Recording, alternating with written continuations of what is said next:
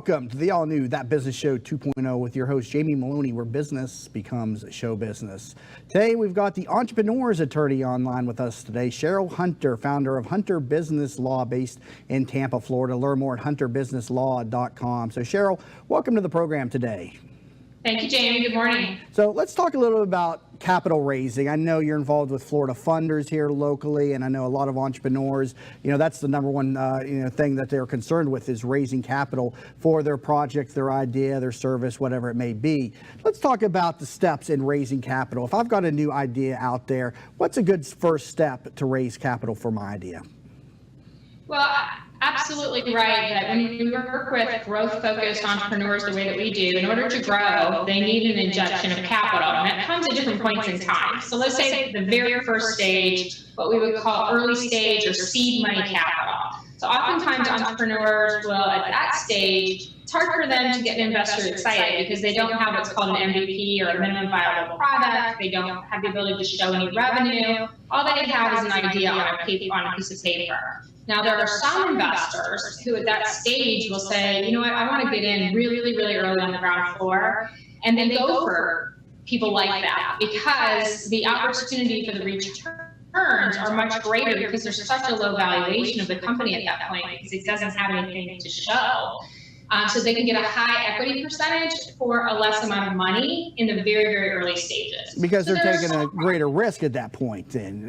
Exactly. It's very high risk, so they expect a higher reward in terms of getting equity. So when you think about raising money, you want to kind of analyze it from three steps. So first of all, how much equity am I going to have to give up in order to get the money from this person? And I'm not talking about bank loans. That's certainly an option, but it's very difficult as well at that stage unless you have private personal assets that can be used as collateral or somebody else will lend their collateral to you.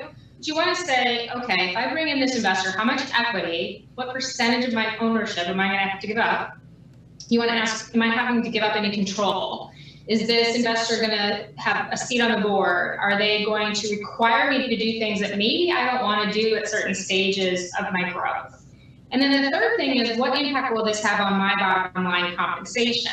So if you have to, for example, give a preferred return to an investor, that would mean they have to get their money back before you, as the founder of the company, get any money. And that could obviously impact your compensation, your take-home pay from the work that you're doing for that business. The investor may also say, I'm not comfortable with the salary that you're taking. You need to take less money because I'm not getting any return because you keep upping your salary. So equity, compensation, and control are three really important elements to look at when you're considering raising money. How often when an investor gets involved in a company and they're taking a high equity portion, do they take control of the company too, or how often do they allow the founder to have the control of the entity? Most investors have no interest in any kind of day-to-day operations. They're really not looking to oversee all of the steps that you're taking in your company. The things that they're going to care the most about is being diluted, meaning if you take on more money, you bring in more sweat equity employees, that they are going to be diluted. So they may want to have some say over that. They're going to want to be able to access your financial records and get financial reports, which is totally reasonable. It's their money. They want to know what's going on in the business.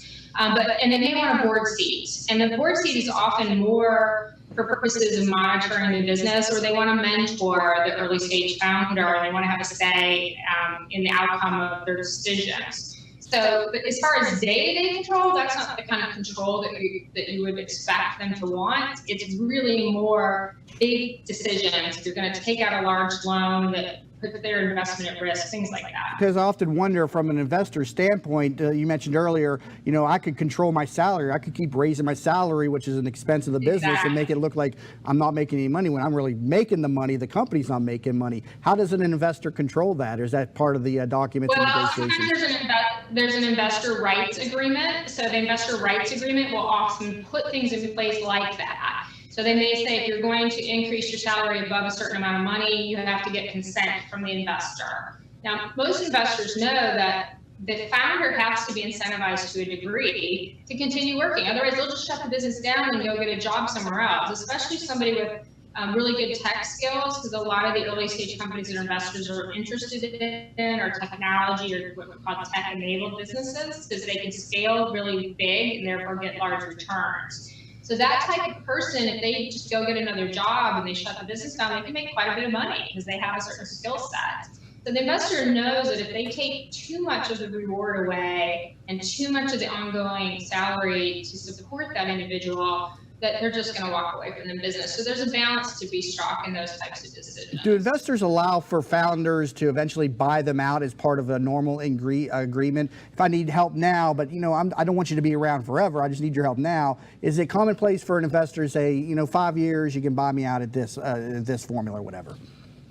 I would not say that that's common. Typically, the kinds of investors that I work with, at least, they're looking for the company to exit in 3 to 7 years. They're not looking really to be bought out for a return, unless it's a huge return. So, or at least 3 or 5x. So let's say that they put in $100,000. You would have to negotiate a buyout option, a buyout provision, where they would typically at least get 3 times their money back before they'd be willing to be bought out by the founder. But most investors don't want to get bought out if their concept is that the company's going to be purchased. It's going to have a large exit from maybe a competitor that absorbs them, or somebody who's trying to get into the vertical that they're in, the type of business that they're in.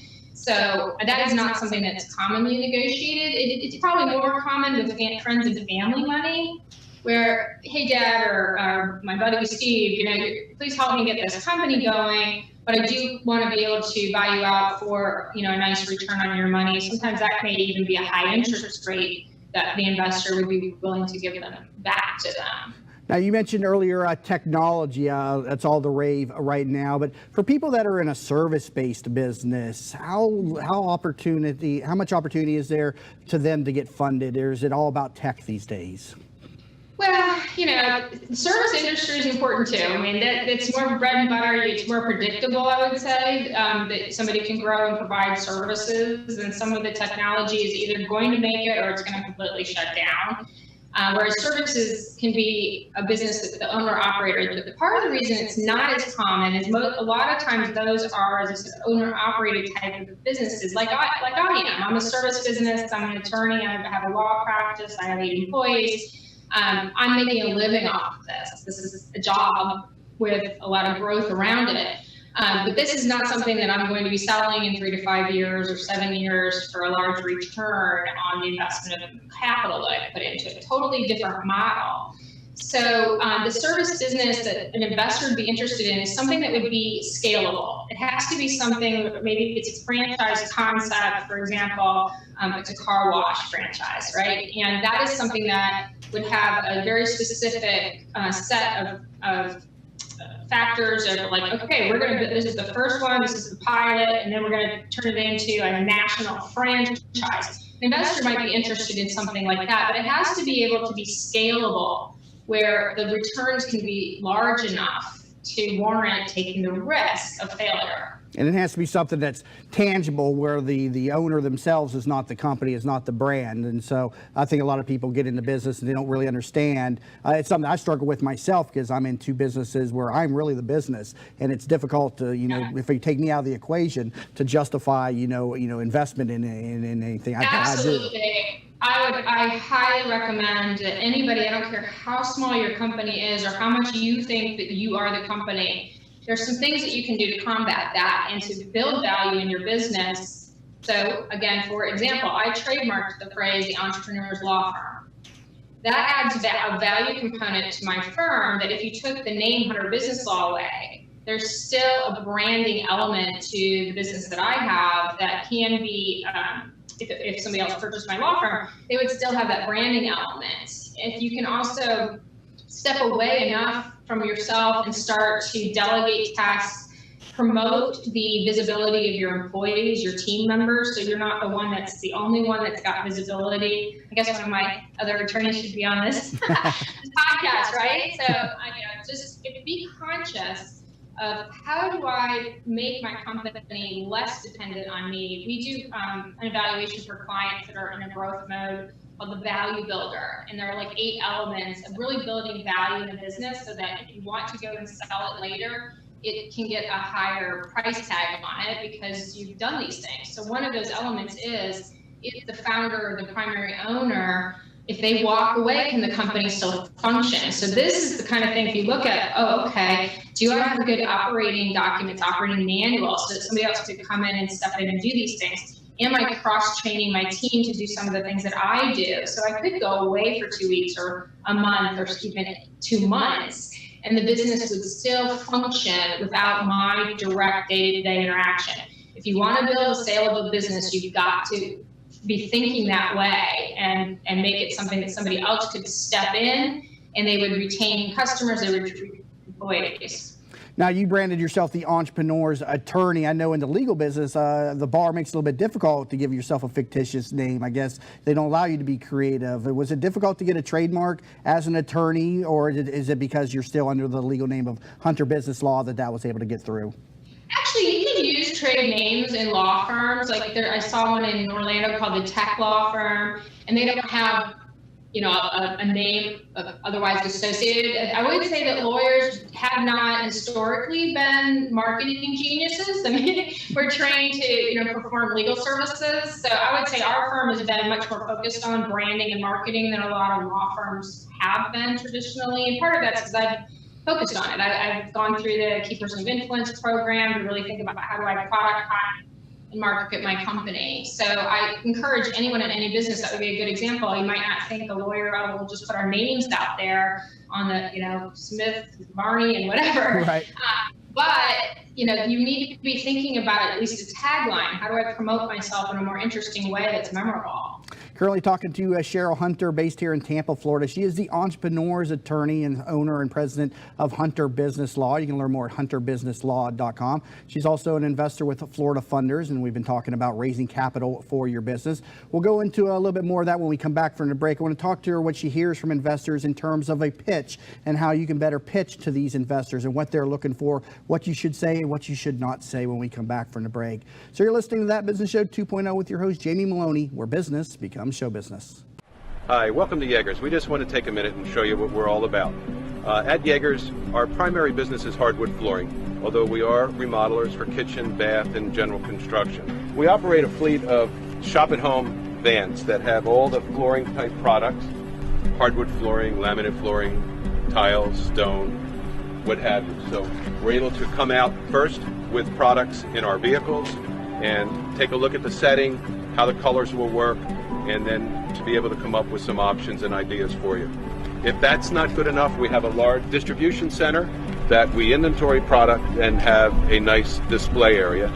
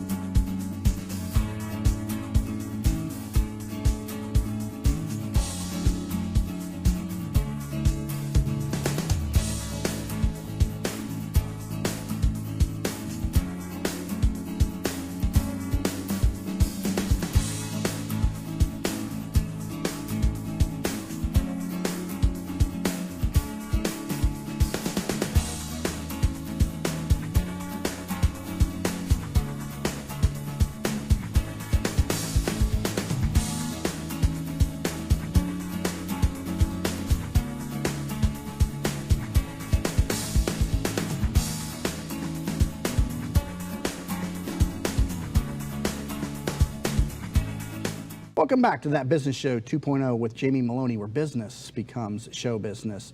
My guest today, Sheryl Hunter, the entrepreneur's attorney. Learn more, hunterbusinesslaw.com. So Sheryl, I'm sure you've sat through many pitches. You know, a lot of people have asked you for money for their product. Let's talk about an effective pitch. When somebody comes into, a room and they're going to pitch you on a product, what are you looking for, and what are some of those common mistakes that investors make? Well, I think as with any kind of pitch, you first of all want to simplify things. Sometimes I think entrepreneurs are so excited about their own business and they've done so many things and they kind of ramble. They just go on and on about it. Oh, and when we first started, we did this, and then we grew into this, and you want to come out of the chute with a very clear message. Most investors, what they're looking for is clarity. Can you communicate what your company does, how you make money, and how are they going to get their money back? So sometimes people just go off the rails, and then there's time that lapses, and the investors like, this person can't articulate what they do and why I should invest with them. I don't have a lot of faith in their ability to execute and sell. Should they focus more on talking to you and what's in it for you versus this grand story and how I was able to take nothing to make it something and now I'm so great, and which I think, we all want to do. But really, when they're asking for money, I guess, shouldn't they be saying, this is what you're going to get, this is how I'm going to get you out?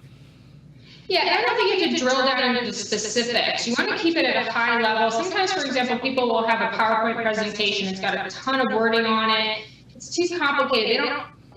They're so into their business that it all makes sense to them. But when somebody's not heard anything about the company, and you have to assume that the investor really knows nothing going into this pitch, and you start drilling down into all these details, it's just too much. It's like, just tell me at a high level. What do you do? How do you sell this thing? How are you going to scale it?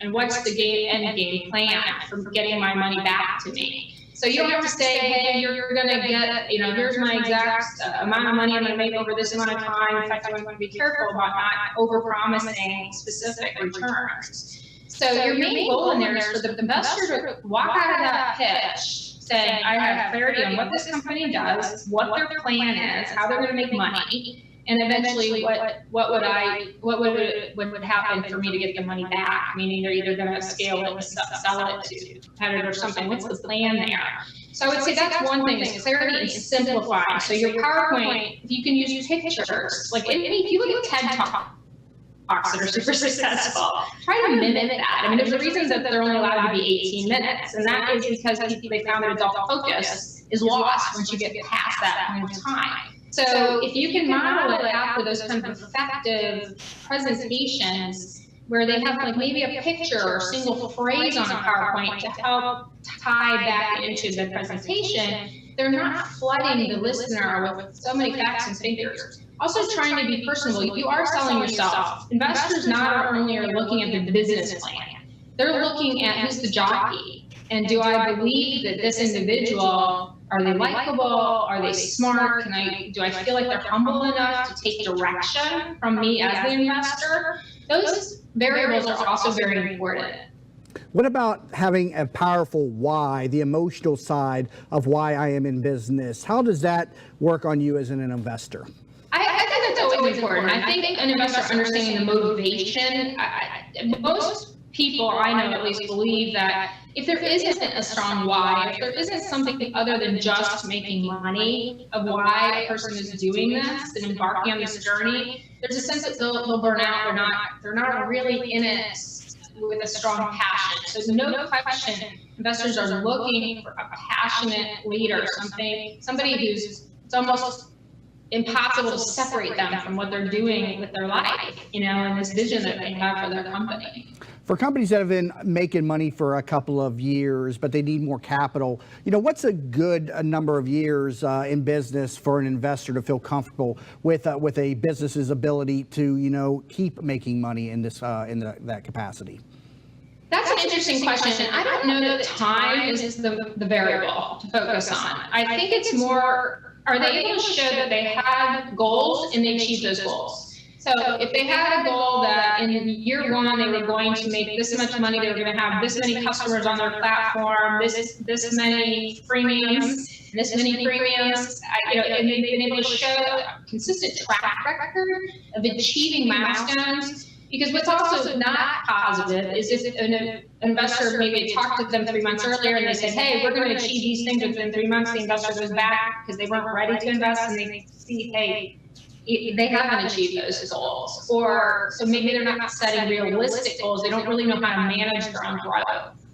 Now, we talked about, or we've mentioned Florida Funders a couple of times here on this program. That's an opportunity for people in Florida and I guess nationally, but tell me a little bit more about Florida Funders and how people can get involved and get in front of you and your team of investors. Yeah, so Florida Funders is a very exciting organization. Its mission is to invest in early stage companies that are based in Florida.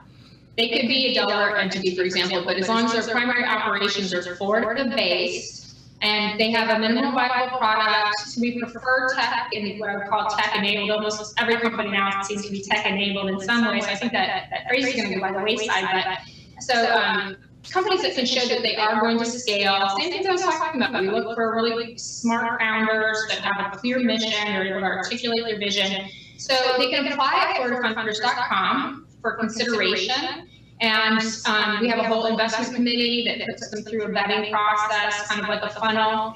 And then a small number of them get down to the investment committee actually taking a very hard look at them. And that's kind of where I come in terms of doing legal due diligence on these candidates for the company, especially once we've decided we definitely want to invest in this business. And then there's it's a platform for crowdfunding. So you can go in and invest in these companies for as little as $5,000 as long as you are able to register yourself as an accredited investor. So an accredited investor is an individual with at least $1 million in net worth, excluding their primary residence, or they have at least $200,000 of individual annual income, or $200,000 or $300,000 as a couple. So that's a short version of what an accredited investor is. So an investor could be in any state, and they can put in their money into the fund and invest in whatever product that they would like to. Then, correct?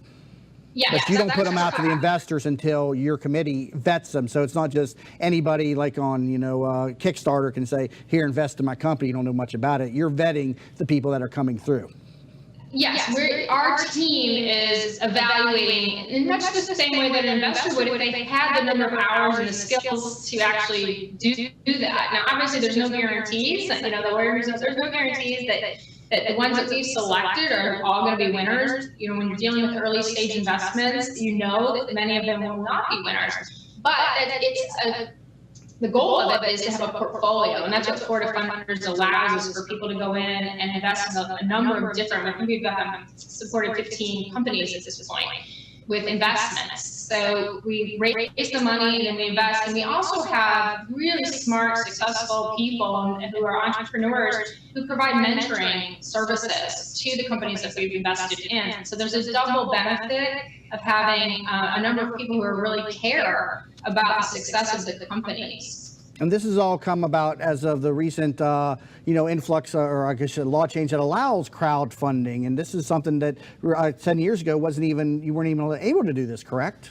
Well, the internet has affected many, many businesses and activities, and this is one of them. Typically, you had to really know a lot of individuals yourself that had money in order to raise capital. And if you weren't somebody who came from a privileged background, it was very hard to access these investors. So there's all sorts of online platforms now that if you're approved to be on their crowdfunding platform, they're helping you to market, and they're able to pull in the crowd, if you will.